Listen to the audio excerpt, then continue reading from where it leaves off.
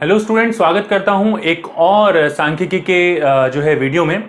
आज जो है हम बात करेंगे सांख्यिकी की परिभाषा और उसकी विशेषताएं और उसके साथ साथ जैसा कि आप देख सकते हैं सांख्यिकी के महत्व की। तो तीन चीजें हम आज डिस्कस करने वाले हैं और इससे पहले की वीडियोस मैं आप लोगों के लिए बना चुका हूं, तो अगर आपने वीडियोस नहीं देखे हैं जरूर देखिए। हिंदी पे ये वीडियो जो है, मतलब जो सांख्यिकी है, हिंदी में ये वीडियो जो है वो बहुत कम अवेलेबल है। आप चाहते हैं और ज्यादा बनाऊं तो मुझे लाइक करके जरूर बताएं और कमेंट बॉक्स में कमेंट जरूर छोड़िए अगर आपको इस तरीके के वीडियोस और भी चाहिए। तो स्टूडेंट्स, बिना टाइम वेस्ट किए हम लोग बात करते हैं यहां पर कि सांख्यिकी की परिभाषा की बात करते हैं। सबसे पहले तो सांख्यिकी को अलग अलग जो है अर्थशास्त्रियों ने अलग अलग रूप में परिभाषित किया है और सांख्यिकी की कोई ऐसी एक परिभाषा नहीं है जिसके अंदर सांख्यिकी के सभी एस्पेक्ट्स को लेके सभी जो है इनके मतलब हर एक एंगल से इसके बारे में जो है सारी चीजें इंक्लूड की हुई हो, ऐसा कहीं पर भी नहीं है। यानी कि सारे आयामों को आपस में एकत्रित करके कोई ऐसी जो है परिभाषा अभी तक नहीं बनी है। तो अलग अलग लोगों ने अलग अलग तरीके से परिभाषित किया है।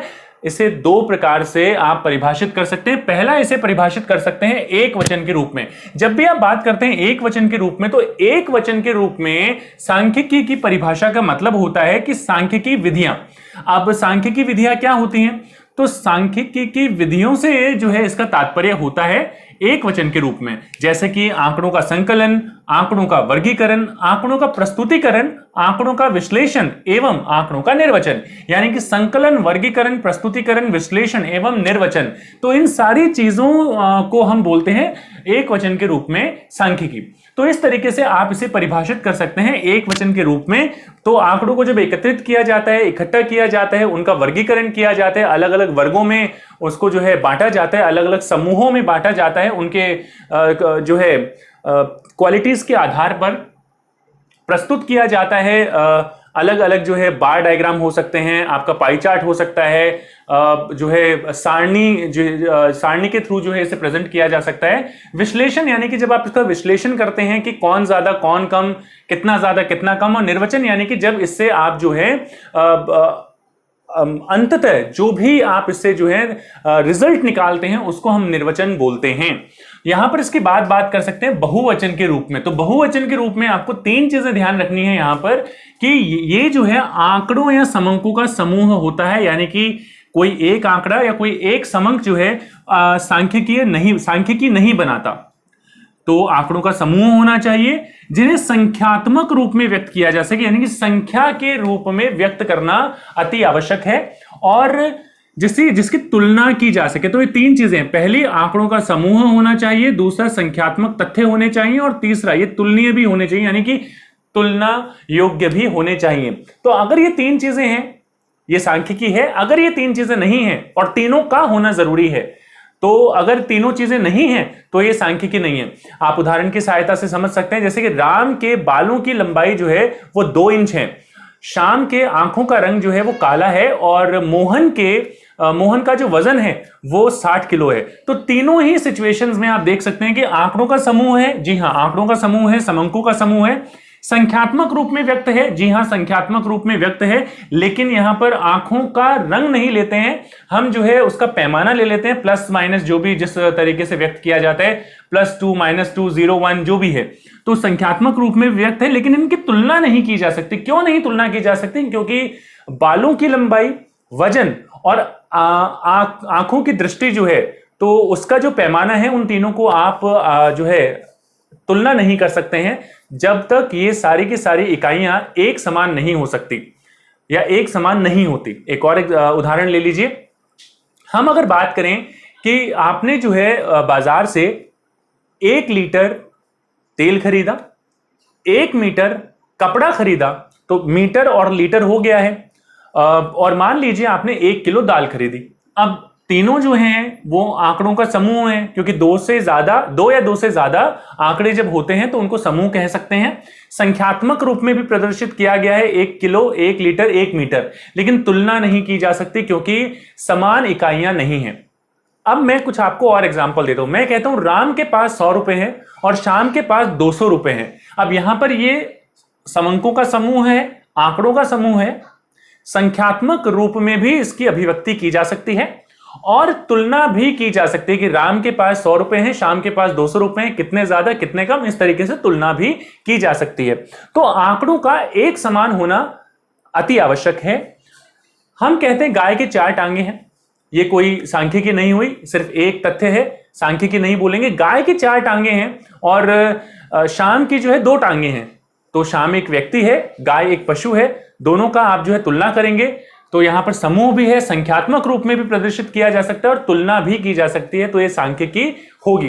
तो इस तरीके से आप इसे समझ सकते हैं। बहुवचन के रूप में सांख्यिकी से अभिप्राय आंकड़ों या समंकों के समूह से है जिन्हें संख्यात्मक रूप में प्रदर्शित किया जा सकता है, प्रस्तुत किया जा सके और जिसकी तुलना भी की जा सके। तो इस तरीके से आप इन्हें समझा सकते हैं। यहां पर अगर मैं बात कहूं तो परिभाषा हम जो है कर चुके हैं। अगर आपको ये समझ में आई तो मुझे कमेंट बॉक्स में कमेंट करके अवश्य बताइएगा।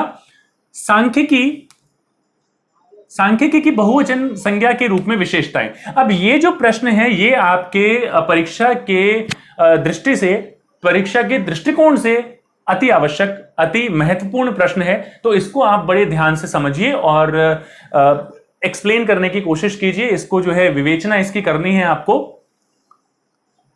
सांख्यिकी की बहुवचन संज्ञा के रूप में विशेषताएं, आंकड़ों की विशेषताएं, बहुवचन आंकड़ों की विशेषताएं, ऐसे भी ये प्रश्न आ सकता है। तो सबसे पहले यहां पर चीज आती है तथ्यों अथवा समंकों के समूह, यानी कि इसके अंदर जो भी आंकड़े हम लेते हैं वो सारे के सारे आंकड़े जो हैं वो एक समूह होते हैं, तथ्यों के समूह होते हैं। कोई एक आंकड़ा अगर आप ले रहे हैं, कोई एक समंक अगर आप ले रहे हैं तो उसे जो है आप बहुवचन के रूप में जो है आप परिभाषित नहीं कर सकते।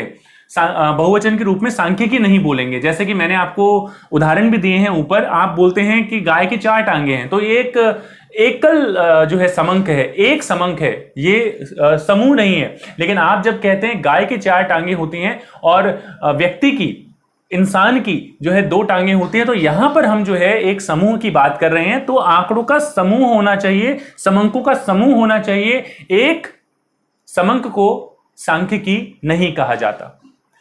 अगले पॉइंट पर आते हैं, संख्यात्मक रूप में प्रदर्शन। यहां पर संख्यात्मक रूप में प्रदर्शन होना अति आवश्यक है, यानी कि यहां पर कोई भी क्वालिटी, यानी कि मात्रात्मक चीजें ही यहां पर ली जाती हैं, मात्रा में प्रदर्शित की जाती हैं। यहां पर कोई जो है क्वालिटी को नहीं लिया जाता, जैसे कि कौन कितना अमीर है, कौन कितना गरीब है, कौन जो है आप समझ सकते हैं मेरे ख्याल से यहां पर। तो यहां पर जैसे छोटा बड़ा, अमीर गरीब, तो इस तरीके की चीजें जो है यहां पर नहीं आती। जैसे कि आप कह सकते हैं यहां पर कि इरफान पठान लंबे हैं और सचिन तेंदुलकर जो है वो छोटे हैं। अब ये सांख्यिकी नहीं है, क्योंकि यहां पर आप जो है लंबाई को आप संख्यात्मक रूप में व्यक्त नहीं कर रहे हैं यहां पर। तो जब तक कोई आंकड़ा संख्यात्मक रूप में प्रदर्शित नहीं होता, आप उसको सांख्यिकी नहीं कहेंगे। तो संख्या के रूप में प्रदर्शित होना आवश्यक है। तो आपने कहा इरफान पठान की लंबाई जो है सचिन तेंदुलकर से ज्यादा है, तो आप कहेंगे इरफान पठान 6.2 फुट के हैं, जबकि सचिन तेंदुलकर 5.46 जो भी उनकी लंबाई है उतने के हैं। तो ये अब उस अवस्था में सांख्यिकी बन जाएगा।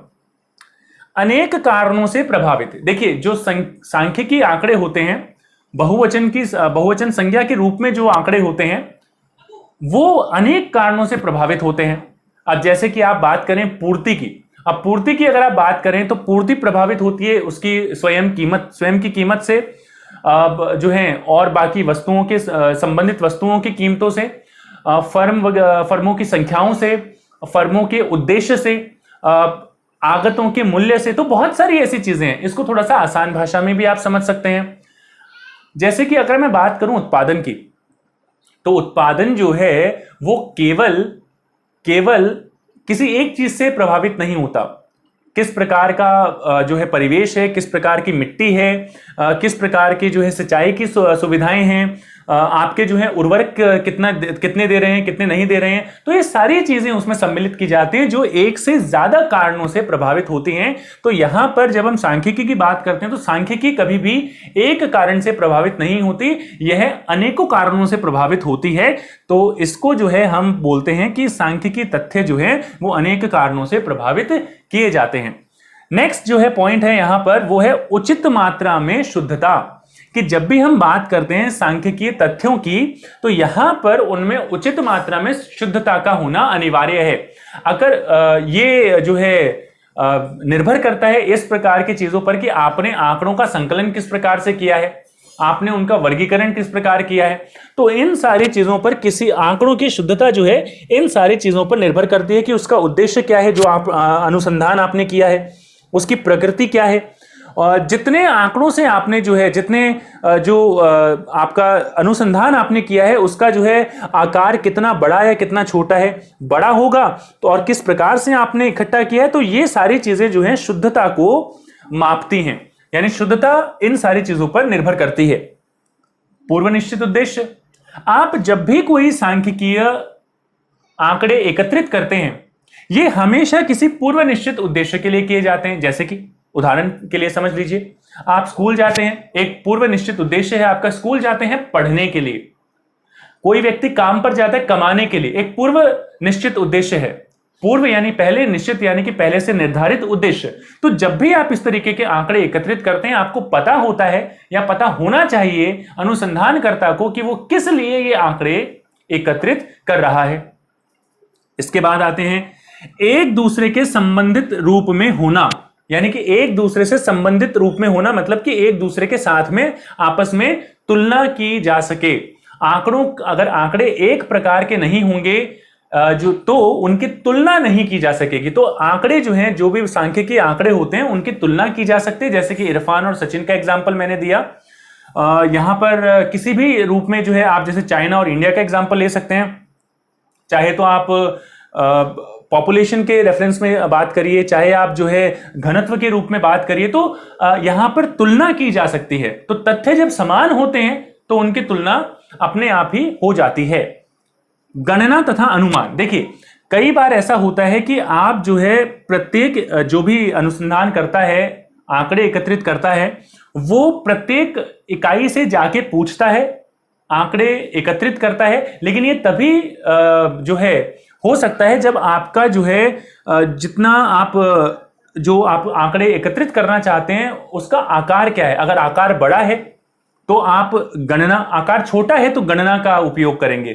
गणना का यानी कि एक एक व्यक्ति से जाके आप पूछ सकते हैं। लेकिन अगर जो इकाइयों का आकार बड़ा है या ज्यादा इकाइयां हैं, इकाइयों का आकार बड़ा नहीं है, इकाइयां ज्यादा हैं, तो आप अनुमानित जो है चीजें लगाएंगे यहां पर कि आप 4 व्यक्तियों में से मान लीजिए केवल एक व्यक्ति से पूछेंगे, तो इस तरीके की चीजें वहां पर हो सकती हैं। तो आप ये कह सकते हैं कि समंकों की गणना, समंक को गणना द्वारा या अनुमान द्वारा एकत्रित किया जा सकता है।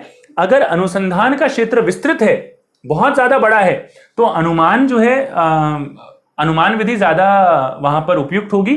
जबकि अगर आपका जो है अनुसंधान का क्षेत्र जो है वो छोटा है, तो गणना विधि आपके लिए ज्यादा उपयुक्त होगी। व्यवस्थित रूप में संकलित किया जाता है। जो आंकड़े होते हैं इनको एक व्यवस्थित रूप में संकलित किया जाता है। एक तरीका होता है, एक सिस्टम होता है जिसमें जो है इनको संकलित किया जाता है और आगे जो है बाकी सारी चीजें इनके साथ की जाती हैं। जैसे कि मैंने बताया, संकलन किया जाता है व्यवस्थित रूप में ताकि उनका वर्गीकरण किया जा सके, प्रस्तुतिकरण किया जा सके, और आगे जितनी भी सांख्यिकी विधियां होती हैं उसके अंदर जो है उनसे निष्कर्ष जो है, सही निष्कर्ष निकाले जा सके। तो पहले से एक योजना बना ली जाती है। अव्यवस्थित रूप से संकलित किए गए आंकड़ों से कोई निष्कर्ष नहीं निकाला जा सकता। तो उदाहरण स्वरूप जब भी कोई चीज, आप किसी भी चीज के बारे में आप आंकड़े एकत्रित करते हैं तो वे व्यवस्थित रूप में अगर हों तो आपके ज्यादा काम आ सकेंगे, अन्यथा वो आपके किसी भी काम के नहीं होंगे। ये हमने बात की सांख्यिकी की बहुवचन संज्ञा के रूप में विशेषताओं की। माफ कीजिएगा, सांख्यिकी के महत्व की बात करेंगे। सांख्यिकी की महत्व नहीं, सांख्यिकी का महत्व। सांख्यिकी का महत्व, महत्व क्या है भाई? अब महत्व क्या होता है? सांख्यिकी जो है वो आर्थिक समस्याओं की परिमाणात्मक अभिव्यक्ति करता है। सांख्यिकी की मदद से आप जो है परिमाण यानी कि एक मात्रात्मक अभिव्यक्ति दे सकते हैं। आपने किसी से पूछा कि भाई इंडिया की जो जनसंख्या है वो कितनी है? व्यक्ति ने कहा बहुत है, बहुत ज्यादा है, बहुत ज्यादा बढ़ रही है। लेकिन आपने पूछा कि कुछ मात्रात्मक रूप में तो बताइए मुझे। तो किसी ने कहा कि हमारी जनसंख्या 131 करोड़ है। यहां पर आपको एक परिमाण मिल गया, एक मात्रा मिल गई, जिसको आप जो है अन्य देशों के संबंध में भी उसकी तुलना कर सकते हैं। तो यहां पर क्या होता है, किसी भी आर्थिक समस्या का परिमाणात्मक अभिव्यक्ति, परिमाणात्मक अभिव्यक्ति जो है यहां पर मिलती है, मात्रात्मक अभिव्यक्ति मिलती है। जैसे कि मैं कहूं कि यहां पर गरीबी कितनी है, तो गरीबी मैं अगर बताऊं तो 21.9% जो है भारत में गरीबी की दर है। अगर मैं कहूं कि जनन दर कितनी है, यानी कि जो है बर्थ रेट आप कह सकते हैं, फर्टिलिटी रेट जो है आप कह सकते हैं, तो जनन दर अगर मैं बोलूंगा तो 2 दशमलव से कम है। तो यहां पर आप क्या करें, 2.21.9, ये सारी चीजें मात्रात्मक अभिव्यक्ति हैं जो सांख्यिकी की मदद से आप किसी भी समस्या को दे पाते हैं। दूसरे पॉइंट की बात करते हैं, अंतर क्षेत्रीय तथा अंतर समय तुलनाएं, यानी कि आप अलग अलग क्षेत्र की तुलनाएं कर सकते हैं कि एक क्षेत्र के उत्पादन से दूसरे क्षेत्र की उत्पादन की तुलना, यानी कि प्राथमिक क्षेत्र की जो है वृद्धि, या प्राथमिक क्षेत्र जो है जीडीपी में कितना योगदान देता है, आय में कितना योगदान देता है, तो प्राथमिक क्षेत्र ने कितना योगदान दिया, द्वितीय क्षेत्र ने कितना योगदान दिया, तृतीय क्षेत्र ने कितना योगदान दिया, इस तरीके की तुलना आप कर सकते हैं। तो इसे अंतर क्षेत्रीय तुलना कहा जाता है। अंतर समय तुलनाएं कर सकते हैं, समय से भी आप तुलनाएं कर सकते हैं कि 2001 में इन तीनों क्षेत्रों का ये जो है जीडीपी में या फिर आय में इतना योगदान रहा, 2002 में इतना रहा, 3 में इतना रहा, 4 में इतना रहा। आप अपने हिसाब से भी कर सकते हैं। आपकी कक्षा में 30 छात्र हैं, आप अगर एक छात्र की जो अंकों की तुलना दूसरे छात्र से करते हैं तो ये अंतर क्षेत्रीय जैसी तुलना हो गई। और अगर आप समय के अनुरूप की कक्षा 8 में क्या रहा, कक्षा 9 में क्या रहा, कक्षा 10 में क्या रहा, उन्हीं बच्चों का जो रिजल्ट है, तो आप अंतर समय तुलनाएं कर रहे हैं। इसके बाद अगर हम बात करें कारण परिणाम संबंध ज्ञात करना, जितनी भी आर्थिक समस्याएं होती हैं, अगर आप उनका कारण ज्ञात कर लें, तो कारण और परिणाम संबंध ज्ञात कर लें, तो आप उन समस्याओं को अच्छे तरीके से समझ सकते हैं और समझने के बाद उन आर्थिक समस्याओं का बड़े अच्छे तरीके से उनको नियंत्रित किया जा सकता है, उनको जो है समझा जा सकता है और उनको दूर किया जा सकता है, उनका निपटारा किया जा सकता है कारण और परिणाम संबंध की मदद से। तो अगर आपको कारण और परिणाम संबंध पता है, जैसे कि अगर बात करें यहां पर कि महंगाई है, तो महंगाई क्यों है, आप उसका कारण पता कीजिए कि ऐसा तो नहीं है कि आगतों की कीमत बढ़ गई है या फिर मांग तो नहीं बढ़ गई है। जैसे कि अगर जैसे एकदम से ही जो है कोरोना जो महामारी है, कोरोना महामारी की वजह से जो आपने देखा होगा एक प्लास्टिक शीट इस तरीके से डॉक्टर्स वगैरह और बाकी लोग लगाते हैं, तो उस प्लास्टिक शीट की जो मांग है वो एकदम से बढ़ गई, लेकिन उसकी पूर्ति जो है वो तो सीमित है। तो यहां पर उस प्लास्टिक शीट की कीमत में बढ़ोतरी होना जो है एक सामान्य सी बात होगी। तो ये कारण परिणाम संबंध आपको पता होने चाहिए, तो आप उस समस्या का समाधान एक अच्छे तरीके से कर सकते हैं। आर्थिक सिद्धांतों का निर्माण, आर्थिक सिद्धांत जैसे मांग का नियम, पूर्ति का नियम। अब आपको पता है कि जब किसी वस्तु की कीमत में वृद्धि होती है तो उसकी मांग कम हो जाती है, यानी कि दोनों में एक तरीके से इनडायरेक्ट रिलेशनशिप होता है। और पूर्ति और कीमत की बात करें तो कीमत के बढ़ने के साथ साथ पूर्ति भी बढ़ जाती है, तो दोनों में सीधा संबंध होता है। तो इस तरीके के आर्थिक सिद्धांतों का निर्माण आप सांख्यिकी आंकड़े एकत्रित करते हैं और उसके बाद में आपको पता लगता है कि इन आंकड़ों के बीच में किस प्रकार का संबंध है। तो मांग और कीमत में जो है इनडायरेक्ट रिलेशनशिप होता है, यानी कि एक अप्रत्यक्ष संबंध होता है, जबकि पूर्ति और कीमत में प्रत्यक्ष संबंध होता है या फिर सीधा संबंध होता है।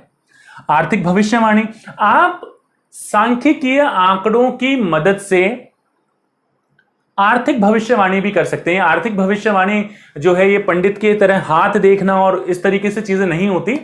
इसका मतलब है कि अगर मान लीजिए किसी छात्र ने कक्षा 8 में 70% मार्क्स जो है लेके आया, अंक लेके आया, कक्षा 9 में 75% अंक लेके आया, तो कक्षा 10 में आप ये कह सकते हैं वो 80% अंक लेके आ सकता है, कक्षा 11 में वो 85% लेके आ सकता है। ये आर्थिक भविष्यवाणी होती है। गेहूं का उत्पादन 2015 में 300 लाख टन हुआ, 2016 में 400 लाख टन हुआ तो आप ये कह सकते हैं कि अगले वर्ष ये 500 लाख टन हो सकता है। ये आर्थिक भविष्यवाणियां होती हैं। इसके अलावा सांख्यिकी हमें यह भी बताती है कि किस नीति का निर्माण किस प्रकार से करना है। जैसे अगर मान लीजिए हमारे जो फाइनेंस मिनिस्टर हैं, अगर फाइनेंस मिनिस्टर को यह निर्धारित करना है कि कर किस पे लगाया जाए, यानी टैक्स किस पे लगाया जाए और कर किस मात्रा से लगाया जाए, तो आप ये देखेंगे कि गरीबों पे ज्यादा टैक्स लगाया जाए या अमीरों पे ज्यादा टैक्स लगाया जाए। तो आप गरीबों पे कर लगाएंगे तो उनका जीवन स्तर निम्न हो जाएगा। अगर आप अमीरों पे कर लगाएंगे तो उनके जीवन स्तर में कोई परिवर्तन नहीं होगा। तो यहां पर हमारे फाइनेंस मिनिस्टर को यह बात ध्यान में रखनी होगी कि जो कर नीति है उसका निर्धारण किस प्रकार से किया जाए, किस पे ज्यादा कर लगाया जाए, किस पे कम कर लगाया जाए। तो इन सारी नीतियों का निर्धारण भी सांख्यिकी की मदद से किया जाता है। मैं आशा करता हूं आप लोगों को ये सारी चीजें समझ में आ रही होंगी। आर्थिक संतुलन, आर्थिक संतुलन को निर्धारित करने में भी सांख्यिकी का बड़ा महत्व है। आप देखते हैं, वैसे आर्थिक संतुलन जो है आप आगे की कक्षाओं में और भी अच्छे तरीके से पढ़ पाएंगे, समझ पाएंगे। आर्थिक संतुलन का मतलब है कि वो बिंदु जहां पर मांग और पूर्ति आपस में बराबर होती है। मैं लिख देता हूं, किसी वस्तु की मांग एवं पूर्ति दोनों आपस में बराबर होती हैं। तो इसका पता कैसे चलता है हमें? इसका पता जो है सांख्यिकी आंकड़े जो हैं वो एकत्रित किए जाते हैं, एक कीमत के संबंध में मांग और पूर्ति निकाली जाती है और जहां पर जिस कीमत के संबंध में मांग और पूर्ति आपस में बराबर होती हैं, मैं एक छोटा सा एग्जांपल देना चाहूंगा। एक तरफ पी ले लिया है, price, D for demand, S for supply. आपको पता होना चाहिए, जैसे 1 2 3 ये प्राइस है। डिमांड मैंने ले ली 1 रुपए पे 40 यूनिट, 30 इकाइयां और 20 इकाइयां। 1 रुपए पे 20 इकाइयां और यहां पर 60 इकाइयां। आप देख सकते हैं 2 रुपए पे मांग और पूर्ति दोनों की दोनों बराबर हैं। तो इस तरीके का आर्थिक संतुलन जो है आप सांख्यिकीय आंकड़ों की मदद से जो है निर्धारित कर सकते हैं। ये जो संतुलन है ये एक उपभोक्ता का संतुलन हो सकता है, ये एक उत्पादक का संतुलन हो सकता है और ये सारे संतुलन जो है, आर्थिक संतुलन जो है, सांख्यिकीय आंकड़ों की मदद से जो है वो निर्धारित किए जाते हैं। आई होप आपका वीडियो, आज का वीडियो जो है आपको अच्छा लगा होगा। अच्छा लगा तो लाइक करना ना भूलें, कमेंट करना ना भूलें और अगर आप ऐसे ही और वीडियोस देखना चाहते हैं, बेल आइकन को प्रेस करके हमारे चैनल को सब्सक्राइब कर लीजिए। नोटिफिकेशन पे जो है नोटिफिकेशन पे ऑन कर दीजिए, ऑल पर क्लिक कर दीजिए, सो दैट आपको लेटेस्ट वीडियो की नोटिफिकेशन मिलती रहे। मिलते हैं किसी और वीडियो में। Till then take care, good bye.